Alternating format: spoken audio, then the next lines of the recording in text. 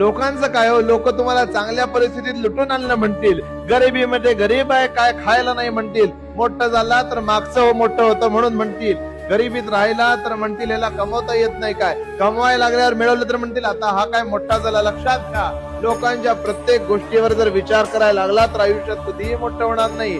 प्रत्येक गोष्ट आपल्या मनानुसार आणि आपल्या भगवंताच्या इच्छेनुसार जर घडत असली तर तुम्हाला अडवणारे या जगात कोण निर्माण होत नाही. लक्षात घ्या, तुमचा भगवंत भक्तवत्सल आहे, तुमचा भगवंत भक्ताभिमानी आहे, तुमचा भगवंत तुमचा प्रतिपालक आहे. त्यामुळे त्याच्यावर एकदा विश्वास ठेवला ना, तो 100% तुमच्या पाठीमागे उभारतो. कारण त्याला सगळं सहन होत आहे, पण आपल्या भक्ताचा अपमान कधी सहन होत नाही. कारण तो भक्तवत्सल आहे, भक्ताभिमानी आहे. त्याला तुमच्या इतका अभिमान, त्याला तुमच्या इतकं प्रेम कुणावरही तो करत नाही. हे लक्षात ठेवा. श्री स्वामी समर्थ.